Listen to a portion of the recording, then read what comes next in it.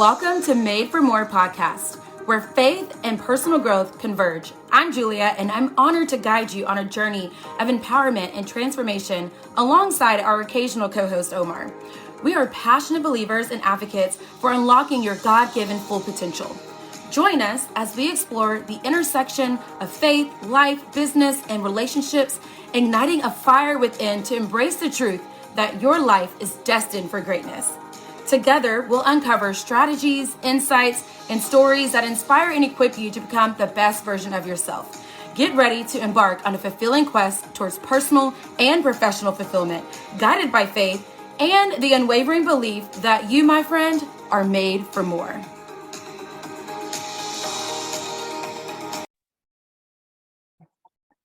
Hey, you guys, welcome back to another podcast episode. I have with me the one and only Kristin Vance. Hey, Kristin. Hello. I'm so excited to do this podcast with you today. I am super pumped. Literally, when I was thinking about podcasts, guests and people I wanted to bring onto the show, I was like, for season, for me, I know you've been doing podcasts too, and we'll get into that, but I was like, I've got to bring on my amazing sponsor, Kristin, and we've got to chat because we have amazing chemistry whenever we do things together and we just, flow. And I know that we can hopefully, bring some content to some people and some ideas and tips. And so I'm excited to chat with you today. Absolutely. I'm excited to do this podcast with you too. So thank you for having me. All right. So can you kind of, for people that maybe do not know who you are, can you maybe just give them a little bit about you and, who you are and just what you do? Yeah, absolutely. So for those who don't know me, my name's Kristin Vance. I'm a wife, a mom of 3, and work 2 different businesses, but I really got started with just social selling on social media and really helping people learn how to grow their brand, their following, and monetize on social media. So I offer things like online courses, coaching, daily Instagram tips. So I'm very passionate about helping people grow their social media brand because it's not a one size fits all. And it kind of, I've, had experience in the last 6 years. So just sharing some of those tips that have gotten me to where I am, I want to kind of pay that forward and help people do the same. So my podcast is Advanced Talks. And I'm also excited for Julia, for you to share, because I'm going to be putting this episode on my podcast as well. And just want my audience to hear a little bit about your background as well, Julia, and what you have to offer. Yeah. So before I get into me, Kristin, okay, name change. I love that. Podcast yes. Name change, rebranding. I see you. I rebranded this year. I teach a lot on the importance of branding. And it was one of those things that I sat back, it was the new year. I was kind of reevaluating my business and what was really working and what was not, because it's really important to look back at your year and assess the growth. And for me, for those of you who don't know, my old podcast name was Building an Eternal Business when I first started my podcast. But when I really got to think about my brand was Fancy Vance. People also knew my courses for Advanced Reels. And so everything was based around my last name, and that was becoming my brand. So when I was looking at all of my platforms, I thought, okay, this is the one thing that I don't think people associate with me and my brand. Yeah. And so after kind of, thinking about it and writing down all my different platforms and things that I offer, I wanted everything to be really cohesive. And so thus produced Advanced Talks. I love it. Yes. I love it. And you guys, if you are okay, I'm scared of reels, I am scared of all those things, I watched, Kristin literally started from the ground up and literally skyrocket that from, just being intentional. And literally I think you're one of the best with showing how to really do it in a simplified way and with great visuals. And so you have got to check out the podcast, check out the Real Advanced courses and her other courses as well. But a little about me, I am Julia Graham Chapman. I am from Texas. We're both from Texas. Well, yeah, I don't know if you're from Texas, but I know you live in Texas. Yeah, well, Texas is home. Okay, Texas is home. Well, I'm born and raised in the great state of Texas. And so I'm a proud Texan, but I am an assistant principal. Somehow I manage 700 children and 100 something staff a day. And I literally feel Wow. like it's an army. And then I work my online business with Kristin through Bellamy. And then with that, I do coaching and obviously, family and friends and things like that on the side. But I love the podcasting for just, I don't know. I think that's just a way where I felt called during the pandemic, during 2020, that God just led me to just find another way to serve people in a free way, because I wanted to, like, in my mind, like, I want to write a book and I want to, do coaching, and all those things were great, but they were paid services. And it was just a way for God's like, you can do those things, but I also want you to spread my gospel for free as well. And so it's my way of doing, even if it's business things, I still tie that into my podcast. So my podcast is Julia Keeps It Real. And so it is life and business tips through my podcast. I love that. I love that. Yeah. Thanks for sharing. And yeah, Julie and I mean, we've talked a lot about this, but her and I are so much alike just in the way we think and our goals and our ambitions. And so it's really fun that we get to work together through our omni marketing, but then outside of that, just really collaborate and do things together like our podcast and different collaborations. So it's really fun to be on here with you. Yeah, I love it. So one thing about today is we were thinking, there are so many struggles in 2023, right? With like online selling, whether you're just getting started or you've been in it like us for several years, because online and social media, I know people are like, there's low algorithms, or I have to study algorithms, or, like I just can't, keep my sales up, or people coming back, or things like that. Like, we know the struggles of businesses and the challenge, and Kristin and I want to just talk about that today. So Kristin, I think, we hear that, right, with our teams. And so I just kind of want to hear your perspective on that. And I guess like the first one I know you and I were talking about that we hear a lot of are the low views, right? With like stories and Facebook lives and like low interactions. What are your thoughts on that? And just kind of like, what are your solutions around that? Yeah, so I think there's a lot of solutions, and it probably is the number one thing that I get messaged about the most when it comes to people needing help with their brand is I have low engagement, nobody's interacting, what do I do? And there's several things that we're going to talk about that is a solution to this problem. The first one, and you guys know I'm very passionate about, is Reels. Right? Reels are going to be great. It's a great chance to reach a larger audience. And people like to consume valuable information in a very short amount of time because we live in a very fast-paced world. So obviously Reels are going to be what's going to really reach your audience. But I think the thing we forget about is understanding what each feature is used for. A lot of people go, okay, well, I'm going to jump to Reels because I need more engagement, but that doesn't necessarily solve that problem, right? Like they create these Reels, but then their Reels are getting crickets. And so it's really understanding your features and how they work. So for instance, Reels are great for reaching that larger audience, but do your Reels include things like CTAs? A call to action. Do you have a strategy to what you're posting? Do you have a strategy to your lives? And so anytime that I do a Reel or live, and even in my stories, I'm always going to make sure that I have a CTA. And if you don't know what that is, a CTA is a call to action. A social media post that doesn't contain a CTA also doesn't tell your followers what to do next. So it sounds like common sense, like and follow this page for more information, or tag a friend below who can relate, or comment below your favorite idea or favorite option or favorite tip that I shared.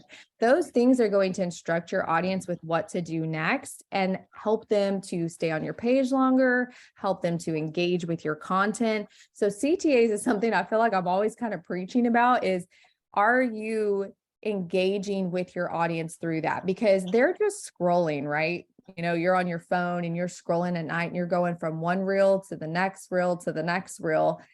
But at the end of your Reel, that call to action is going to keep them on your page and engaging with you. So that's the first thing I would start with, Julia, is just making sure, even in your live videos, hey, if you found this video useful, comment below with blank. Or if you found this useful and you want more information, message me the word omni or message me the word blank, and I'll get you more information. And that's going to help with that engagement. So that's just one really small way to help with that engagement is the CTAs. Yeah, I totally agree with that. And then it took me so long to do, some type of a form or to collect data because I was just like, no, that just seems like more work. And are people going to really fill that out? And I don't really feel that out when a lot of people do that myself. But then again, like, if I really want something, like I will fill stuff out. You know what I mean? Like Right. I do, like whenever I follow other strangers and they have like a free course or they have free 10 steps to do, I will fill that out and sign up for something. And even if I maybe a year later unsubscribe or whatever, like I might, if I like you enough, I might end up signing up eventually for your paid services. You know what I mean? So it's a good way to get people those low views and that interaction. You're asking for those call to actions, but you're also thinking of how can I collect data? Essentially, those call to actions are I want to also, with the interaction I do have, I want these people to come back. I want to form relationships with these people. So I need to collect some data. Like I need to figure out who's here and who's in the room. So let me collect this data and information. So when I am ready to like offer some things, I have people to talk to again. So that's something else I've been trying to be more intentional about as well. And if you're, again, afraid of reels, start slow, start messy if you need to, and just kind of get going with that. Because that was another thing. My friend in another company was like, why are you so afraid to do reels? And I was like, I'm not afraid. I just don't want to do it. Like, I just don't see the point. Like, I think you're just entertaining your current audience. And she said, do you remember the time before lives? Right. And people were afraid to do lives or people didn't do lives. And look at the people that waited so long to do lives.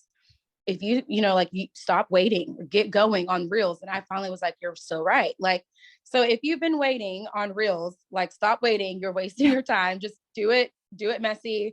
I still am not as advanced as Kristin Vance.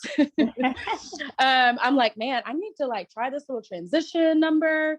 But like, even if you even the cool thing about reels is it could be original content. I mean, you could literally just go on there and do a 2-minute blurb on your 5 favorite products or why to join you or whatever. And it could just have a good background or a cute little, whatever, and post that. And It's a short video where more people are likely to watch that and listen to that than like a 10-minute, 20-minute video, live. Right. So, right. I think that's important. Right. And that's what I was saying, it's so important to understand your features. You've got stories, you've got reels, you've got, your DMs, you've got lives and understanding how they all work together, because you're right. There was a point in time where the algorithm favored live videos. If you were doing live videos about 5 years ago, you were in the sweet spot because the algorithm really favored that. And now I see people say, well, now I'm not going to do live videos. Well, live videos are still important. That's where you're going to build that trust with your network. That's where they get to see your face, see your home life, really get to know you. So they're still great, but understanding that when you jump on a live, you're not on that live to expand your audience. You're on that live to connect with your current audience. Now, reels, that's what's going to bring in a lot of those new followers. Stories, again, that's where your current followers are also going to get to know you. You're going to build trust. And then the DMs is where you're going to land the sales, which we're going to talk about here in a second with just the issue of people saying, I can't get customers, I can't convert customers. But all that to say, like understanding your features and how they play a role is very, very important in the growth of your brand. And then I also want to touch on what you said, Julia, with original audio. Everybody's all about trending audio, which don't get me wrong, trending audio is still great. Yeah. But original content is really being favored right now. And really in regards to storytelling, because stories capture our attention, they appeal to our emotions, they leave an impact, and your audience really does get to know you better through your life stories, hearing your voice, as opposed to just lip syncing to another video where they don't really get to know you. So just an example is I did a reel, I think it was a couple weeks ago, where I shared a story. I loved it. Did you see that one? And then Yes. I got chased by a wolf, which the short end of the story is it wasn't really a wolf. It was a dog that looked like a wolf, but I did not realize that. And I used that story and then turned it around into an inspirational reel about fear. But that story allowed people in on a little part of my life. They got to hear my voice. And that video did exceptionally well. I did not use any trending audio, trending music. So I think that's also going to help with your engagement. In fact, I know it will, because when your audience really feels like this is my friend, this is somebody I know, this is somebody I love, they're going to engage with your content more when they feel connected to you more. Yes, absolutely. And I think like sometimes the hard part about storytelling for like even for me, I know it's like, well, what story do I have to tell? And I think if you just sit down and think about like what's happened in my life this year, this week, last year, and just kind of Right. journal and jot down, and then you can kind of get creative on what content you can produce from there. I know that that's kind of helped me in the past. When it comes to storytelling. So that's just a little tip on that. And then I just love that part whenever you mentioned like the storytelling of, sharing you. It doesn't even have to be that could be something that just gives people a little bit more of an insight on you, your personality, and things like that. So I loved Exactly. that. Yeah. So, I mean, just to kind of recap that, if you are dealing with like low engagement, try some original content, try some storytelling, make sure your content is including some CTAs, your call to actions, branch out into reels for that growth, which that's more for the growth and the interaction. But when you're doing these reels, making sure you're using your call to actions. But the original content, showing your face every chance you get in your stories, in your reels, in your lives, letting them hear your voice. You know, that reel where it said everything is content, like Yeah. truly. Everything is content. Everything is content. Yep, exactly. It really is like let people in on your life. There's something about that intimacy. And when you can be more vulnerable with your audience, they're going to feel more connected to you. So when they see you post something, they're going to be more inclined to engage with you as well. I love it. Okay, that's number one. Look at all that we just dropped for y'all. Okay, Oh, look at all that goodness she dropped. Okay, number two, we hear a lot of I'm not getting new customers, right?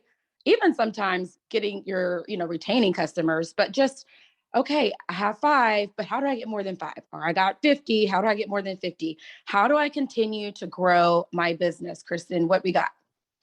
so the biggest thing, and again, going back to understanding your features, the biggest thing for me converting a follower to a customer is going to happen in my direct messages. So Mm-hmm. again, the reels are going to bring people in, my stories and lives are going to build that trust. That's also where I'm going to share my promotions. And then getting them over to my direct messages, because that's where it's not just a comment in front of a large audience. It's a one-on-one conversation now between me and this individual. So again, I'm all about leaving those voice memos because any chance they can hear your voice and it's not just a copy paste message, but having a strategy with your content. So going back to reels and your CTAs, having a strategy of how can I get these people that are interested over into my direct messages? So for instance, I had a reel the other day, I shared about Omni marketing, basically said, if you're interested, comment the word Omni and I'm going to direct message you with some information. And, got several comments with the word Omni and began those conversations with them in the direct message, and not just dumping my promotion on them, but really connecting with them, understanding. So what is it that's, that has interested you about Omni marketing? Are you Right. looking for ways to monetize, not just here's some information and just cross my fingers and hope they, buy the promo or whatever it is I'm offering, but actually get down to the bottom of what is it you're looking for? What ways are you looking to monetize and understanding my audience? And that's going to help with customer conversion, as well as, and I don't want to jump too far ahead and kind of let you add to that, Julia, but as well as talking about the importance of lead generations and lead nurtures, which we can get into here in a second as well. But I don't know about you, Julia, but for me, that is where the customer conversion happens, is in those direct messages. Yeah, for sure. And I think people, for some reason, kind of, take that for granted. I think people just think everything just happens like on the public platform. And I even, talk to my team a lot of like, well, if your inbox is empty, that means you need to go and start to do some more follow-up, start to ignite some new conversations, because the moment my messenger gets empty or I don't have anybody to check back in with, that means like I'm more than likely not getting the new customer, the new teammate, any of those things. Because I know um, those new, clients, those new customers are coming from my direct message. And sure, it takes time to facilitate that, but that's honestly how it's going to happen. I mean, very seldomly do I just have a random like new like customer pop up from like, just a reel on its own, or like a live on its own. I mean, that just might be because I have had a great relationship with that person, or they've known me through other businesses and they're finally ready because they've seen some other content and they just go and order on their own. Like that might happen. It might be a surprise. But I mean, a lot of times the whole purpose of online selling and social selling is the networking, Right. like that part. Otherwise, if they just wanted to just go and shop, they would go to Target. They would just go, to Amazon. Like the whole point of that is to have that experience. And so we need to create that experience with people and to engage with them and tailor that experience. Like, what is it do they want, especially if it's in skincare and makeup and wellness, which is what we do. What do they specifically need? And I think that's important if you're wanting new customers. Well, what, like serving them, what are they specifically looking for? And then on top of that, I think that's what's super important with the new aspect is, the referring part. Like you have your customer base. Well, how can you get your customers to help refer you to other people? I always say to my customers, one of the best things and the best compliment they can do for me is to refer me to somebody else. Like that's the best compliment, because I know like you love your product so much, and me on top of it so much, that not only are you referring the products, but you're referring me and the products to your family and to your friend. And then Kristin and I are so blessed to have a company that has plug and shout out to Bellamy. We have an amazing referral program through our socials that right, Kristin, like our people gets amazing perks and things. So we get to literally love on that with our referral program. So we don't have to even create our own. So like if you don't, depending on your company, if you don't have your own referral program, create your own referral program. I had to do that in the past myself, where I just like created my own referral, like send me 3, gift on me, whatever. But I think that that's something super important, is to let your customers be a part of your business and expand your business too. Exactly. And to give you guys an example of our referral program, basically our customers get their own link. And if somebody purchases through them, they also get free gifts. Now, you may not have the ability to create like an affiliate program type link for your customers.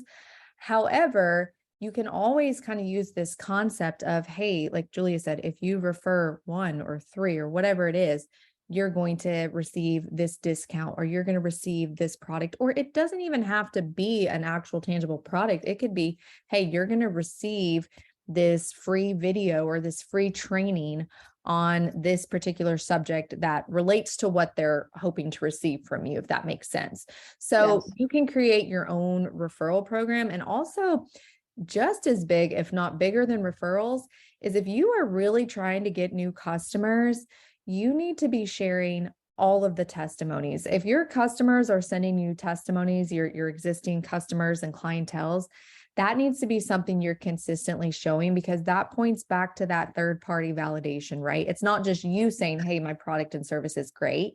You're now showcasing all the other people who are loving it. So sometimes I am a firm believer that testimonies can even trump referrals in a lot of cases. Because people are going to see, wow, these people are really loving this. Maybe I should look into this. So getting people in your DMs, working on those referrals, working on sharing testimonies. And then another one for me is, in the beginning stages, if you have a small audience, connecting one-on-one in your DMs is doable. When you begin to grow and you have your inbox and it's flooded with messages, obviously connecting with each person one-on-one gets tougher and tougher. Yeah. So this is when I really recommend, and don't wait till your network gets big to do this. Start now and anticipate this happening, but begin working on those lead generations where if they sign up for your freebie, or they take a quiz that they're linked to your email service provider. And now you can begin sending out what I call lead nurturers. These are things for free. You're sending out. So for instance, I'll give an example because I'm very much like, I got to have that visual and example to understand. I have courses. I know Julia does different trainings and webinars. But if I can get people signed up for my email and my email service provider, I can send them out just some free tips and freebies so that they want to stay subscribed and are always seeing what's going on in my business.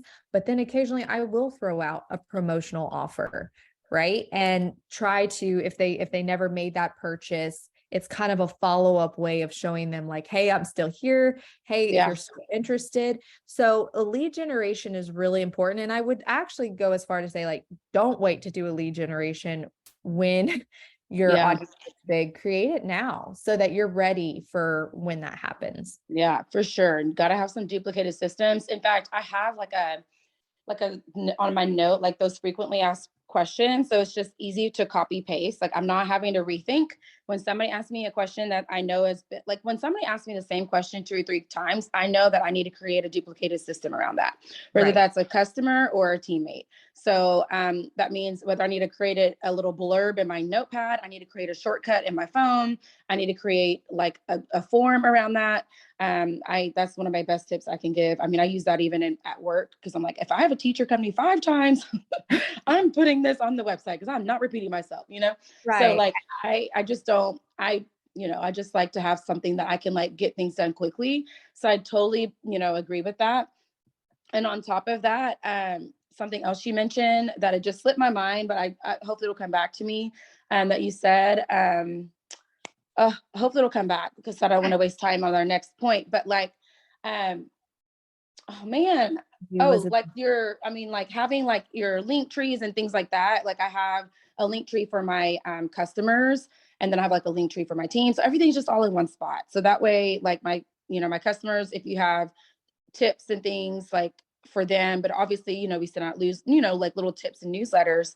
But the other thing, I know what it was that just came back to me, Kristin, whenever you mentioned you send follow-up stuff, what's really cool about Bellamy is we have like a deal of the week probably every week. So a really cool thing for us is like every now and then we can do some cool follow-ups on that. Like if somebody didn't, do a purchase of some sort, we can always follow up with maybe something like that. Like, hey, here's this special, like you mentioned you wanted to try the cleanser and here, now it's, here's the deal for you. So things like that are also kind of cool ways for us to follow up if we need to kind of give somebody a little nudge. And then also for our new customers, we also have a new customer deal special too, that we can kind of get them to kind of nudge a little on. So these are just the little perks of Bellamy that I like to plug in and shout out. And being here at Bellamy and working with Omni Marketing, it's really taught me in the expansion of my own personal brand and business how to apply some of these techniques like sales funnels and lead generations and offering things for first-time customers and offering referral programs. So it's really been amazing being here in the last 9 months because I feel like I've grown so much as an entrepreneur and have learned how to apply these tactics to my other business. So if you are struggling, you guys, to get those followers converted over to customers, keep in mind the referrals, testimonies, connecting with them in your direct messages, and working on some kind of sales funnel lead generation to getting them plugged in to where you can send them email campaigns. Because let's be honest, how many times you go to order something and something happens, you get sidetracked, you don't want to get up to get your credit card or whatever it is, and you kind of forget about it. It's not that you don't want the service or the product, but you move on. And so don't be afraid. I like that you brought up follow-ups, Julia, because don't be afraid to follow up with people. If you can follow up personally in those direct messages, great. But again, that's why the lead generations, getting people in your email service provider is great, because you can continuously send them, whether it's free stuff or promos, they're constantly seeing your face. And there's sometimes I'll get an email and I'm like, oh yeah, I'm supposed to go order that thing that I never ordered. But had they not been showing up and me seeing their brand and their name again, I may have forgotten and just carried on. So don't be afraid of the follow-up. Follow-ups are important in getting those customer conversions. And then I think we had one more. Yes. And this one, I think we saved like the best for last, because I feel like so many people sit on their business and do nothing because of creative block. And like, what do I post? I posted that last week, so I don't want to post this again. Or how do I make this, content different from last, And so I don't know. What are your tips on this, Kristin? Like the challenge of just creative block. What do I post? I need some ideas. Like, what are your thoughts on that? So the biggest thing that has helped me, especially in this last year, is building what I call your content pillars. So your content pillars are going to help you plan and organize. And it's basically a topic or a theme that you break down into sections. So for instance, you could have a section of behind the scenes things that you can share. You could have a section of tips that you want to share. You can have a section of myths related to your industry or your niche that you want to share. You can have a content bucket or pillar, whatever you want to call it, that's of entertainment, or one that's educational, or one that's promotional. And basically what you're going to do is you're just going to brain dump information. You're going to have a category of what are all the tips that I can share. So for instance, Julie and I are in the beauty industry, so my brain naturally goes to these things. But let's say you're into makeup, right? Under tips, you can write down all the different tips you can share. I can share how to do a wing. I can share contouring 101 tips. I can share, foundation tips, and you just write it all out. Again, then you move to your other content pillar, which is myths. Okay. Mature women over 40 shouldn't wear powder. Well, that's a myth, right? So you just basically brain dump anything and everything you can think of. What are some behind the scenes things you can share? How can you, entertain people? What are some promotional things that you can share? And over time, and this may feel difficult in the beginning, but over time, your lists are going to grow more and more and more. And then when you're stuck one day, you're going to just pull from the content pillars that you built. So maybe you did a myth yesterday. Well, you're not going to pull from that today. You're going to pull from something more educational. And the reason content pillars are so important, one, they help you understand your audience. They help you map out your content and just the journey you're going to take your customers on. You're going to create valuable content. You're going to promote it. And then what I highly, highly encourage everybody to do is measure it. And what I mean by that is when you've created these content pillars and you start promoting your content, there comes a point, just like I said in the beginning of this podcast, when I had to kind of analyze my last business year and I wanted to rebrand my podcast name. You want to measure how your content is doing. Is this working? So what I like to do is go to my analytics, go to my insights, and see what is like my highest performing social media content. And I'm going to make note, like which are the ones that I'm getting the most engagement, which are the ones that had the most views, which are the ones that are most saved and shared. And do not be afraid to repurpose that. Like literally repost the exact same video and the exact same caption. Now, not maybe, a week apart, A week later, but a few months down the road or 6 months down the road, as your network is growing, there's going to be people who haven't seen that. So I know that was kind of the long-winded version, but content pillars are huge for me because there are days you're going to be like, man, I'm just having a creative block, and you're going to pull out those lists and you can easily go, you know what? I haven't done this in a while. Let me produce this type of content. Yeah, I love that. And so whenever she says to repurpose that, just for people that are like thinking, well, how am I going to remember to save it? I mean, of course you can screenshot, save it, whatever, but you can also just save your post. And literally I have like different collection albums on my Facebook page. You can also do that on Instagram as well. So just, if you didn't know that, there's like the little buttons, and then you can save and make collections. And with that, on Facebook, I have my own Facebook group where I do my content batching and planning.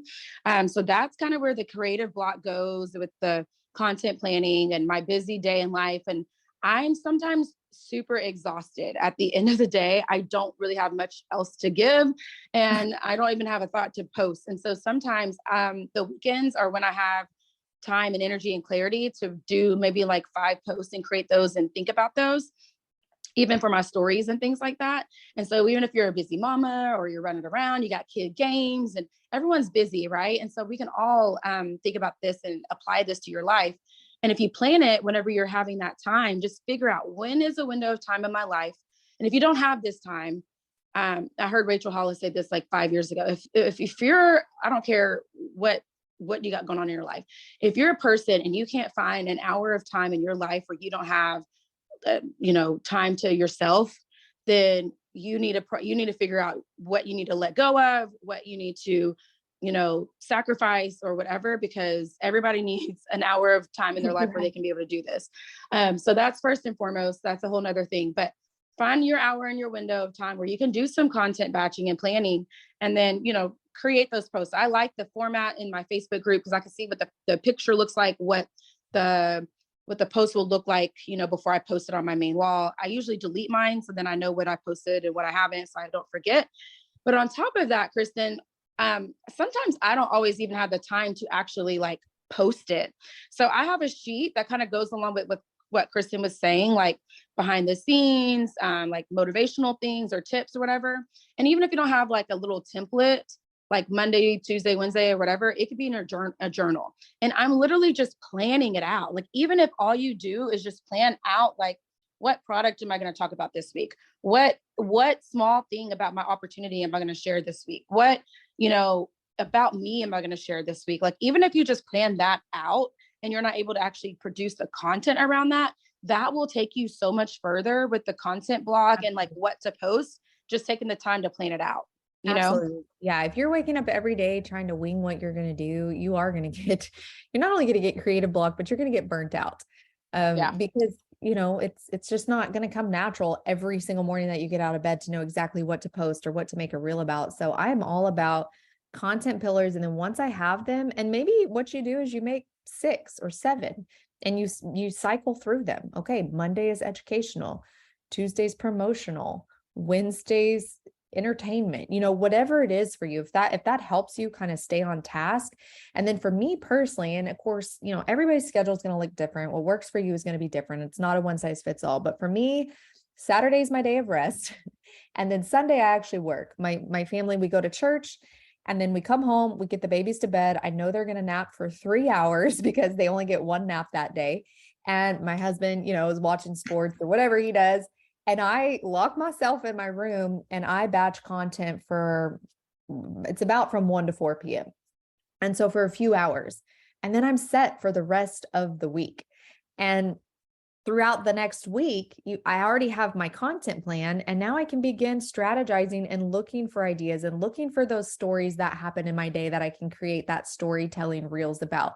And it just allows me more freedom to just breathe and not feel like every day I'm having to pump out ideas and content. So for me, it's that one day, it's those 3 hours. And listen, even if you only have an hour, I promise you, with intentional focused time, you can get so much done in 1 hour. You really can. I remember in the beginning when I was batching content, I think one reel took me like 20 minutes. Now, because I've, done it for so long, in 20 minutes, I can bust out several reels. So yeah, that's what I was about to say. Like, it gets easier and you produce more over time. Yeah, absolutely. So content pillars, content batching. And then another one I came up with, Julie, is really following people that inspire you, that are within your niche, and collaborating with people just like Julie and I mean, even coming up with podcast episode ideas. I'm sure Julia, just like me, there are days where like, oh, what are we going to talk about today?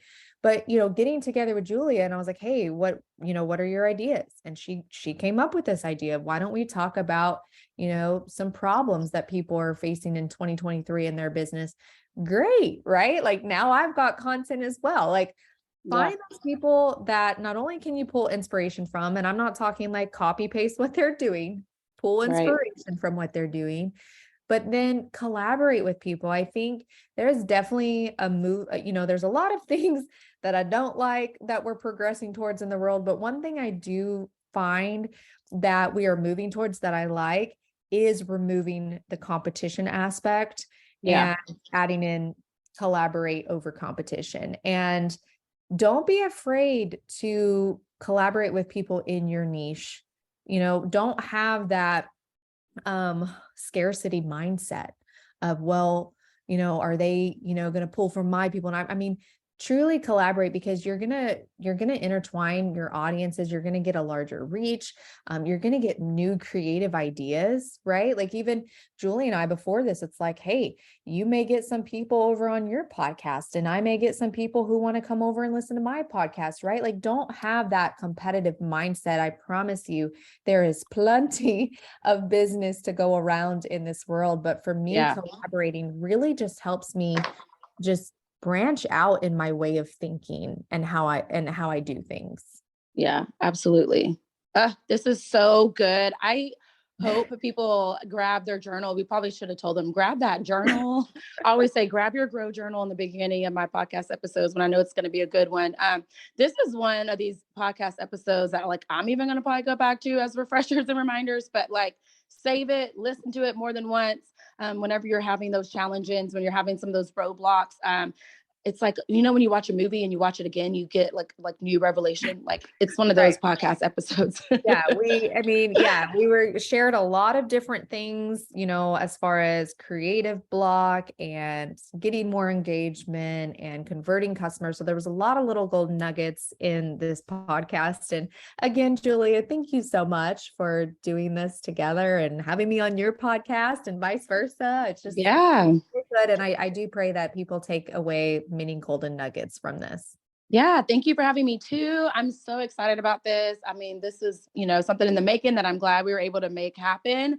So thank you, Kristin, as well. Absolutely. Bye. Bye.